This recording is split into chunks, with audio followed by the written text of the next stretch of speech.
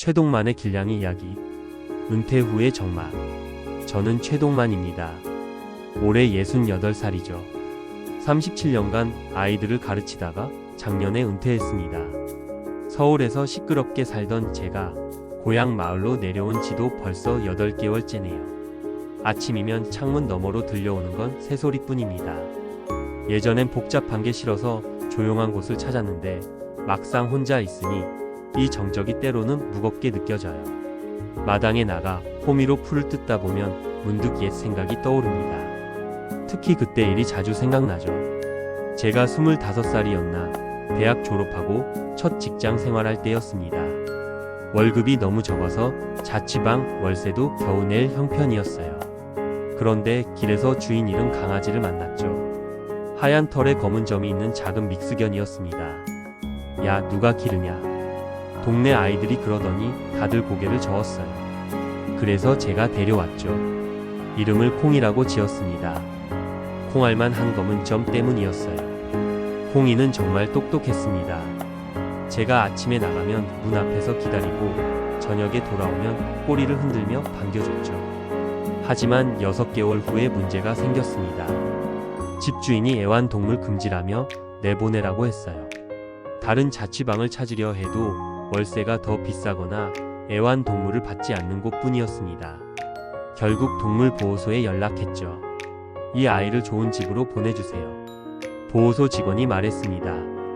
분양 가능성이 높은 아이네요. 걱정 마세요. 콩이를 차에 태울 때 제 손을 핫던 따뜻한 혀의 감촉이 아직도 생생합니다. 차창 너머로 보이던 콩이의 눈빛도 잊을 수 없어요. 왜 자기를 버리는 거냐는 듯한 그 표정 말이죠. 그 후로 저는 다시는 동물을 기르지 않았습니다. 결혼하고 아이들이 강아지를 기르자고 해도 단호히 거절했어요. 책임질 수 없다면 시작하지 않는 게 낫다고 생각했거든요. 지금 이 마당에 앉아 있으면 그때 일이 자꾸 떠올라요. 콩이는 정말 좋은 집을 찾았을까요? 행복하게 살다가 갔을까요? 아니면 끝까지 제가 언젠가 다시 데려갈 거라고 기다렸을까요? 에이, 벌써 40년도 넘은 일인데 혼잣말을 하며 고개를 저어봐도 마음 한구석이 무거워지는 건 어쩔 수 없더군요. 그래서 더 조용한 이 시간이 버겁게 느껴지는 건지도 모르겠습니다. 마당의 침입자. 그날 아침도 평소와 다름없이 시작됐습니다. 저는 마당에서 호박 모종에 물을 주고 있었어요. 그런데 창고잼에서 이상한 소리가 들렸죠. 뭔가 있나? 가까이 가보니 덜덜 떨고 있는 게 한 마리가 보였습니다.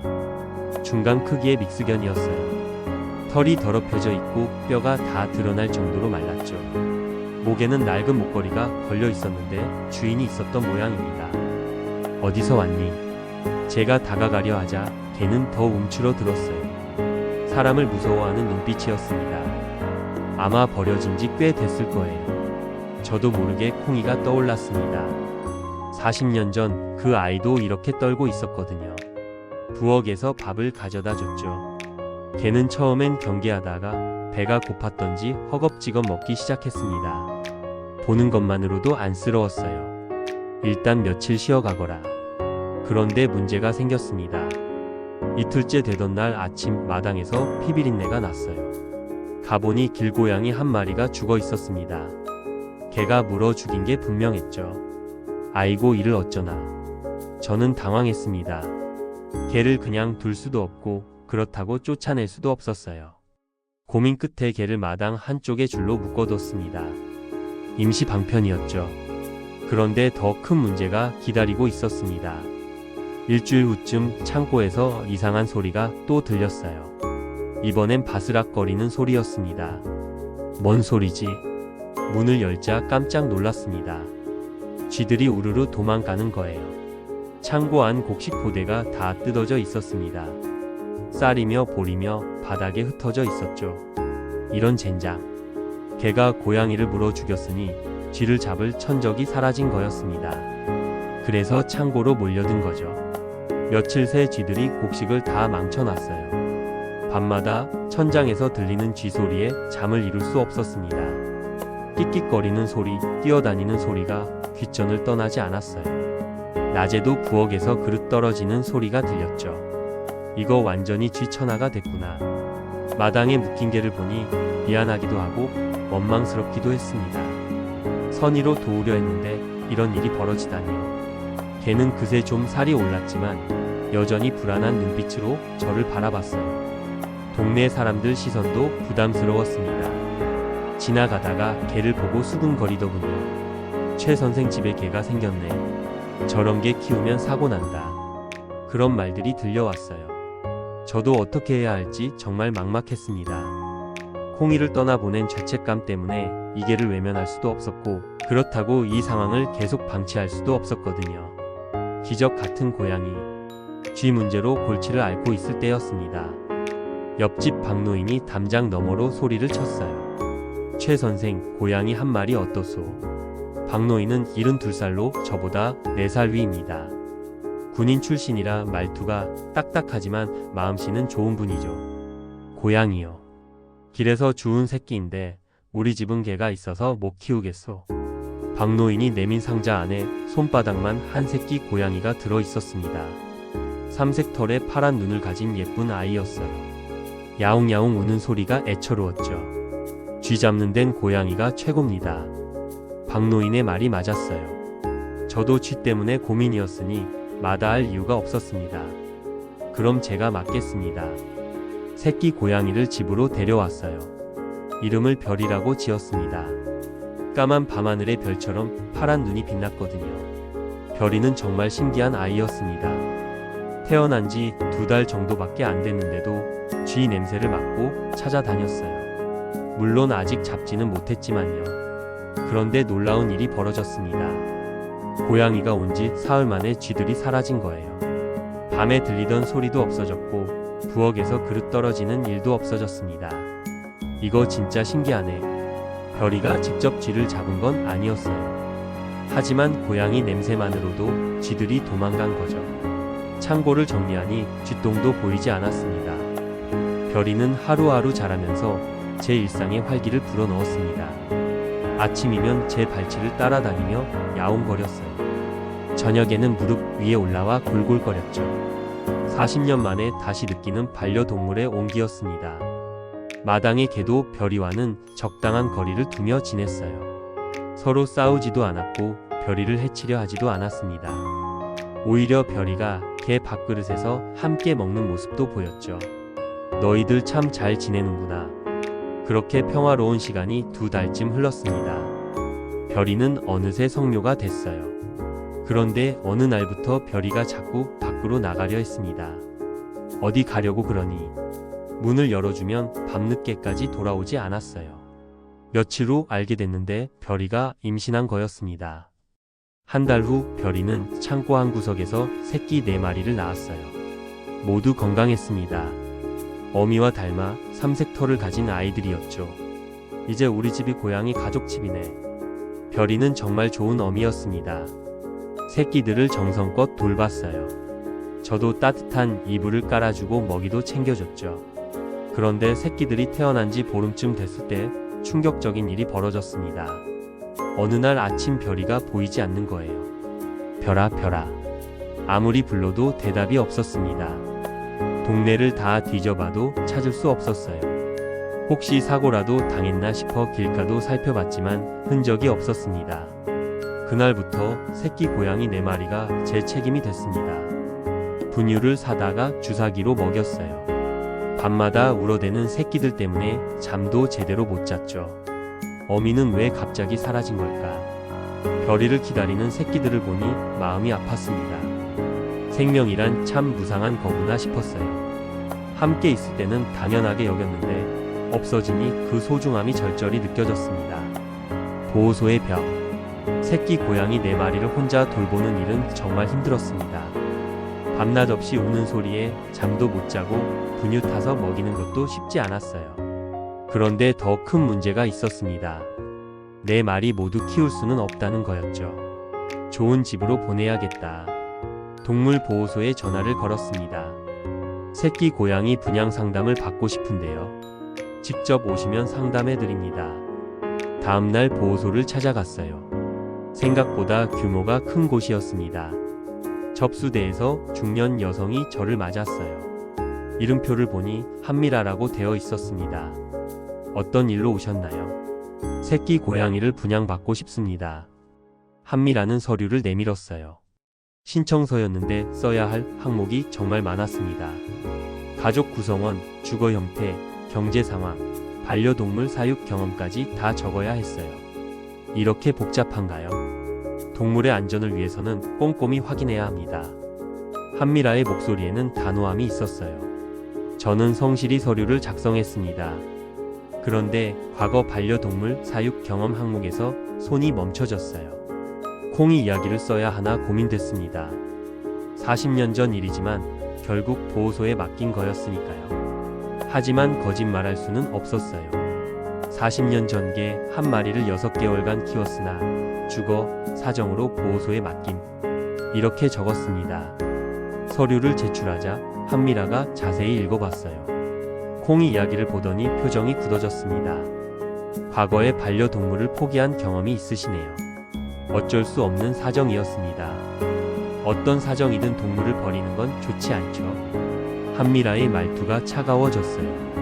마치 제가 동물 학대범인 것처럼 대하는 느낌이었습니다. 그래서 40년간 다시는 동물을 키우지 않았어요. 이번에는 정말 책임질 각오로 왔습니다. 각오는 누구나 말할 수 있어요. 문제는 실천이죠. 한미라는 추가 서류를 요구했습니다. 소득증명서, 건강진단서, 심지어 이웃 추천서까지 필요하다는 거였어요. 이웃 추천서요. 혹시 동물을 제대로 돌보지 않을 가능성을 배제하기 위해서입니다. 저는 기가 막혔습니다. 새끼 고양이 한 마리 분양받는데 이 정도로 까다로울 줄 몰랐어요. 마치 범죄자 취급을 받는 기분이었습니다. 다른 보호소는 이렇게 복잡하지 않던데요. 저희는 동물의 생명을 소중히 여기거든요. 아무나 데려가게 할 수는 없어요. 한미라의 말에는 의심과 불신이 가득했어요. 제가 40년 전에 한 실수가 이렇게 발목을 잡을 줄 몰랐습니다. 서류 다 준비해서 다시 오겠습니다. 집으로 돌아오는 길에 마음이 무거웠어요. 선의로 새끼 고양이들에게 좋은 집을 찾아주려 했는데 학대범 후보 취급을 받다니요. 집에서 야옹거리는 새끼들을 보니 더 답답했습니다. 이 아이들을 어떻게 해야 할까요? 보호소에서 분양을 거부한다면 다른 방법을 찾아야겠어요. 그런데 한편으로는 화도 났습니다. 물론 동물의 안전이 중요하죠. 하지만 선의를 가진 사람까지 의심하고 배척한다면 정작 도움이 필요한 동물들은 어떻게 될까요? 이런 식이라면 아무도 나서려 하지 않을 거예요. 이웃의 갈등. 서류를 준비하러 다니는 동안 마을에서 새로운 문제가 터졌습니다. 박노인 때문이었어요. 박노인은 매일 아침 저녁으로 길고양이들에게 밥을 주고 있었습니다. 처음엔 한두 마리였는데 소문이 났는지 점점 많아져서 10마리가 넘어갔어요. 박씨 고양이들 때문에 민원이 들어왔어요. 이장이 찾아와서 말했습니다. 길고양이들이 화단을 망치고 쓰레기를 뒤지며 밤새 울어댄다는 거였어요. 그냥 밥만 주는 건데 뭐가 문제예요? 박노인은 고집을 부렸습니다. 원래 성격이 완고한 분이라 한번 정하면 절대 바꾸지 않아요. 주민들이 다 싫어한다니까요. 그럼 굶어 죽으란 말이요. 둘 사이의 언성이 높아졌습니다. 저는 중간에서 말렸어요. 두 분 다 진정하세요. 하지만 문제는 계속됐습니다. 며칠 후 마을회관에서 주민회의가 열렸어요. 길고양이 문제를 논의하자는 거였습니다. 회의에는 20명 정도 참석했어요. 박노인과 저도 갔죠. 길고양이들 때문에 피해가 심각합니다. 김씨 아주머니가 먼저 입을 열었어요. 우리 집 화단이 다 망쳐졌어요. 고양이들이 변을 봐서 냄새가 나고 밤에 울어댄다고 다들 잠을 못 잔다네요. 다른 주민들도 한마디씩 했습니다. 모두 길고양이들을 없애야 한다는 입장이었어요. 그럼 어떻게 하자는 겁니까? 박노인이 물었습니다. 보호소에 신고해야죠. 이장이 말했어요. 신고하면 다 죽는다는 걸 아시면서 그러는 겁니까? 박노인의 목소리에 분노가 섞였습니다. 그래도 이대로 둘 수는 없어요. 주민들과 박노인 사이에 팽팽한 대립이 계속됐어요. 저는 어떤 편을 들어야 할지 고민됐습니다. 한편으로는 주민들 말이 맞다고 생각했어요. 길고양이들이 늘어나면서 실제로 피해가 발생하고 있었거든요. 하지만 다른 한편으로는 박노인의 마음도 이해됐습니다. 굶주린 고양이들을 그냥 외면할 수는 없잖아요. 대안이 있을 겁니다. 제가 말했어요. 무슨 대안이요? 중성화 수술을 시켜서 더 이상 늘어나지 않게 하는 방법도 있지 않을까요? 그런 돈 누가 내요? 함께 모금을 해보죠. 하지만 주민들은 시큰둥했어요. 돈 내면서까지 길고양이들을 돌보고 싶지 않다는 거였습니다. 그냥 신고하는 게 낫겠어요. 결국 이장이 결론을 내렸습니다. 박노인은 화가 나서 일어나 버렸어요. 그럼 알아서들 하시오. 회의가 끝난 후 저는 박노인을 따라갔습니다. 박 선생님, 최 선생은 어떻게 생각하시오? 박노인이 물었어요. 주민들 입장도 이해가 되지만 생명을 함부로 할 수는 없다고 생각합니다. 그렇다면 나를 도와주시오. 박노인의 부탁이었습니다. 저는 망설였어요. 주민들과 갈등을 빚을 각오를 해야 했거든요. 하지만 콩이와 별이를 떠올리니 모른 척할 수 없었습니다. 알겠습니다. 함께 해보죠. 손자의 등장. 길고양이 문제로 마을이 시끄러워진 그때 서울에서 손자가 내려왔습니다. 중학교 2학년인 민수였어요. 아들이 출장을 가게 돼서 한 달간 저희 집에 맡기겠다고 했거든요. 할아버지 안녕하세요. 민수는 예의 바른 아이였습니다. 하지만 도시에서만 자란 탓인지 시골 생활에 어색해했어요. 스마트폰만 들여다보고 밖에 나가려 하지 않았죠. 민수야, 마당에 나가서 놀아라. 할아버지 여기 할 게 없어요. 그럼 민수가 변한 건 새끼 고양이들을 본 후였습니다. 와, 새끼 고양이다. 창고에서 야옹거리는 소리를 듣고 민수가 달려왔어요. 내 말이 새끼들을 보더니 눈이 반짝였습니다. 할아버지, 이 고양이들은 뭐예요? 어미가 낳고 사라져서 내가 키우고 있다. 진짜요? 우와, 너무 귀여워. 민수는 그때부터 고양이들에게 푹 빠졌어요. 아침에 일어나면 제일 먼저 창고로 달려가서 밥을 줬습니다. 스마트폰도 잊고 고양이들과 놀았어요. 특히 그 중에서도 가장 작은 회색 고양이를 좋아했습니다. 이름을 회야라고 지었어요. 회야, 이리 와. 회야는 민수를 잘 따랐습니다. 민수가 부르면 달려와서 무릎에 올라갔어요. 둘이 함께 있는 모습을 보니 제 마음도 따뜻해졌습니다. 그런데 며칠 후 사건이 벌어졌습니다. 민수가 회야와 마당에서 놀고 있는데 갑자기 비명소리가 들렸어요. 아야. 뛰어나가 보니 민수가 팔을 움켜쥐고 있었습니다. 회야가 놀라서 핥힌 것 같았어요. 괜찮니? 네, 괜찮아요. 상처는 깊지 않았지만 빨갛게 피가 났습니다. 소독약을 발라주면서 저는 걱정이 됐어요. 역시 동물은 위험한 면이 있구나 싶었거든요. 민수야, 고양이들과 놀 때는 조심해야 한다. 할아버지, 회야가 일부러 그런 게 아니에요.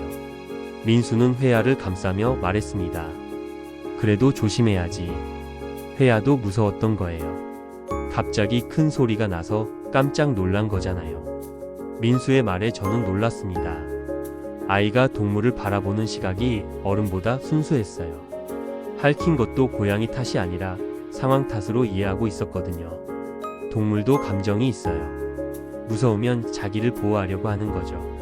민수의 말이 마음에 와닿았습니다. 맞는 말이었어요. 회야가 민수를 해치려고 핥힌 게 아니라 순간적으로 놀라서 그런 거였죠. 며칠 후 또 다른 일이 있었습니다. 민수가 길고양이들과 놀고 있었는데 마을 아주머니들이 지나가다 보고는 펄쩍 뛰더군요. 야, 위험해, 그거 하지 마. 길고양이들은 병균이 많다. 아주머니들이 민수를 말렸어요. 하지만 민수는 고개를 저었습니다. 괜찮아요. 이 고양이들은 아픈 게 아니에요. 그래도 더러우니까 만지지 마라. 할아버지가 밥도 주고 있어서 건강해요. 그리고 이 아이들도 집이 없을 뿐이지 잘못한 건 없어요. 민수의 말에 저는 깊이 생각하게 됐습니다.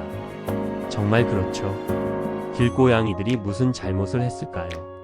그저 태어날 곳이 길거리였을 뿐인데 사람들은 그들을 더럽고 위험한 존재로 여기고 있었어요. 그날 밤 민수와 이야기를 나눴습니다. 민수야, 너는 고양이들을 어떻게 생각하니? 할아버지, 고양이들도 우리처럼 배고프고 아프고 무서워하는 것 같아요. 다만 말을 못할 뿐이죠. 아이의 순수한 관점이 제 마음을 울렸습니다. 그동안 저는 너무 복잡하게 생각했던 게 아닐까요? 충돌과 선택. 민수가 온 지 2주쯤 됐을 때 마을에서 큰 갈등이 터졌습니다. 주민들이 결국 보호소에 신고한 거예요. 내일 보호소에서 나와서 길고양이들을 데려간다네. 이장이 박노인에게 통보했습니다. 박노인은 분노했어요. 절대 안 된다. 이미 결정된 일이오. 박노인이 저에게 달려왔습니다. 최 선생, 어떡하면 좋겠소? 저도 막막했어요. 주민들 의견을 거스를 수도 없고 그렇다고 고양이들을 죽음으로 내모를 수도 없었거든요. 그때 민수가 나타났습니다. 할아버지, 무슨 일이에요? 박노인이 상황을 설명했어요. 민수는 충격받은 표정이었습니다. 그럼 고양이들이 다 죽는 거예요? 그렇다. 그건 안 돼요. 민수가 울먹였습니다. 아이에게는 너무 충격적인 일이었겠죠. 다음날 아침 보호소 차량이 도착했습니다. 한미라도 함께 왔어요. 주민들이 모여들었고 박노인과 저 그리고 민수도 나왔습니다. 어디에 있습니까? 한미라가 물었어요. 박노인이 평소 고양이들이 모이는 곳을 가리켰습니다. 담장 밑에 10마리가 넘는 고양이들이 웅크리고 있었어요. 저기 있소. 보호소 직원들이 포획망을 들고 다가갔습니다. 고양이들은 도망가려 했지만 사방이 막혔어요. 하나 둘 잡혀서 케이지에 들어갔습니다. 제발 그만해 주세요. 박노인이 애원했지만 소용없었어요. 한미라는 단호했습니다. 민원이 접수된 이상 처리해야 합니다. 신고가 곧 죽음인 걸 아시면서도 그러는 겁니까? 제가 한미라에게 따졌어요. 안락사가 더 나은 선택일 수도 있어요. 길에서 고통스럽게 사는 것보다는. 그건 당신이 정할 일이 아니오. 그럼 선생님이 책임지시겠어요? 이 고양이들을 모두 데려가서 키우시겠다는 말씀이세요? 한미라의 말에 저는 할 말이 없었습니다. 정말로 10마리가 넘는 고양이를 제가 다 키울 수는 없었거든요. 그때 민수가 앞으로 나섰어요.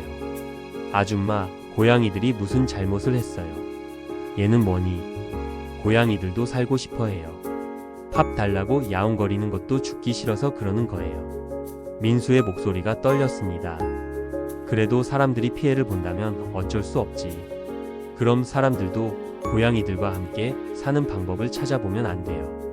한미라는 민수의 말에 잠시 당황하는 것 같았어요. 하지만 곧 고개를 저었습니다. 현실적으로 불가능해. 시도해 보지도 않고 포기하는 거잖아요. 민수가 더 큰 소리로 말했습니다. 주변 주민들이 수군거렸어요. 저 아이 말이 맞는 것 같은데. 그래도 현실적으로 어려우니까. 저는 그 순간 결심했습니다. 홍이를 떠나보낸 40년 전의 후회를 반복할 수는 없었어요. 이번에는 제가 나서야겠다고 생각했습니다. 미라 씨, 시간을 좀 주시오. 무슨 말씀이세요? 한 달만 기회를 주시오. 그동안 해결책을 찾아보겠소. 한미라는 고개를 저었어요. 이미 민원이 들어온 이상. 한 달 후에도 민원이 계속 들어오면 그때 가져가시오. 하지만 해결된다면 어떻게 해결하시겠어요? 저는 확신은 없었지만 말했습니다. 공존할 방법을 찾아보겠소. 화해와 새로운 시작. 한미라와의 약속 후 저는 정말 바쁘게 움직였습니다. 일단 박노인과 함께 길고양이들의 중성화 수술부터 시작했어요. 돈이 많이 들 텐데. 박노인이 걱정했지만 제게는 은퇴금이 있었습니다. 이런 일에 쓰라고 모아둔 돈이었죠. 동물병원에서 한 마리당 10만 원씩 받았어요. 12마리였으니 120만 원이 들었습니다. 적지 않은 돈이었지만 아깝지 않았어요. 중성화 수술을 한 고양이들은 더 이상 새끼를 낳지 않았습니다. 그리고 발정기가 되지 않으니 밤에 우는 소리도 줄어들었어요. 하지만 더 중요한 건 주민들의 마음을 돌리는 일이었습니다. 저는 민수와 함께 집집마다 찾아다녔어요. 김씨댁 안녕하세요. 아, 최 선생님. 길고양이 문제로 찾아왔습니다. 처음엔 다들 시큰둥했어요. 하지만 민수가 함께 있으니 분위기가 좀 나아졌습니다. 아이가 있으면 사람들도 마음이 누그러지거든요. 할머니, 고양이들이 정말 예뻐요. 민수가 스마트폰으로 찍은 고양이 사진들을 보여줬어요. 새끼 고양이들이 장난치는 모습, 햇볕 아래서 낮잠 자는 모습들이었죠. 어머, 정말 귀엽니다. 김씨 아주머니의 표정이 부드러워졌습니다. 이 아이들이 쓰레기를 뒤지는 것도 배가 고파서 그런 거예요. 밥을 주면 쓰레기통은 건드리지 않아요. 민수의 설명에 아주머니들이 고개를 끄덕였어요. 그리고 화단을 망치는 것도 모래가 없어서 그래요. 모래를 좀 주면 그쪽에서만 볼일을 봐요. 정말 그렇더군요. 박노인과 함께 공터에 모래를 깔아놓으니 고양이들이 그곳에서만 볼일을 봤어요. 화단 피해가 확실히 줄었습니다. 일주일 후 마을회관에서 다시 회의를 열었습니다. 이번에는 분위기가 많이 달랐어요. 고양이들이 예전보다 얌전해진 것 같네.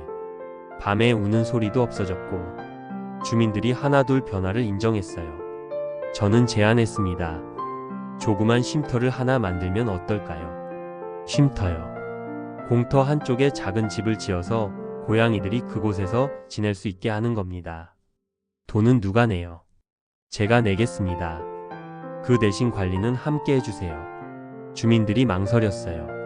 그때 민수가 나섰습니다. 저도 도울게요. 매일 밥도 주고 청소도 할게요. 우리 할아버지랑 저랑 박 할아버지가 함께 하면 돼요. 민수의 말에 분위기가 누그러졌어요. 결국 주민들이 찬성했습니다. 그 후 일주일 동안 쉼터를 만들었어요. 작은 나무집 3개와 모래통, 급수대를 설치했습니다. 민수가 손재주가 좋아서 많은 도움이 됐어요. 할아버지, 고양이들이 좋아할 것 같아요. 정말 고양이들이 좋아했습니다. 쉼터에서 낮잠도 자고 서로 그루밍도 해주고 평화롭게 지냈어요. 한 달 후 환미라가 다시 왔습니다. 마을 상황을 점검하러 온 거였어요. 어떻게 됐습니까? 직접 보시죠. 저는 한미라를 쉼터로 안내했습니다. 고양이들이 평화롭게 지내는 모습을 보여줬어요. 민원은 어떻게 됐나요? 없어졌습니다. 이장이 대답했어요. 오히려 요즘엔 고양이들 보는 재미가 있다고 하는 주민들이 많아요. 한미라는 놀란 표정이었어요. 처음에 그렇게 반대하던 주민들이 이렇게 변할 줄 몰랐던 거죠. 정말 대단하네요. 한미라가 말했어요. 처음엔 불가능하다고 생각했는데 저도 그랬습니다. 제가 솔직히 말했어요. 하지만 손자 녀석이 제게 깨우쳐줬어요.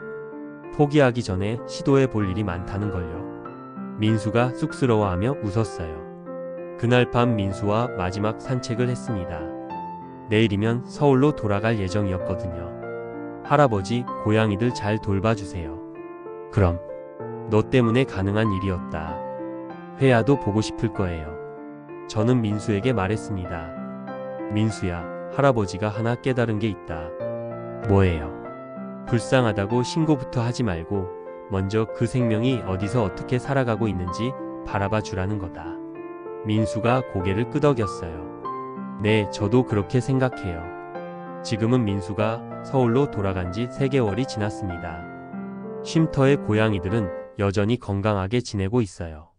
주민들도 이젠 당연하게 받아들이고 있고요. 40년 전 콩이를 떠나보낸 후회가 이렇게 의미 있는 일로 이어질 줄 몰랐습니다. 늦었지만 제대로 된 선택을 할 수 있어서 다행이에요. 마당의 새끼 고양이들도 무럭무럭 자랐습니다. 한 마리는 이웃집에서 키우기로 했고 나머지 3마리는 제가 키우고 있어요. 회야는 민수가 방학 때마다 와서 만나고 있습니다. 생명을 대하는 일에는 정답이 없는 것 같아요. 하지만 포기하지 않고 함께 방법을 찾으려 노력한다면 분명 길이 보일 거라고 믿습니다.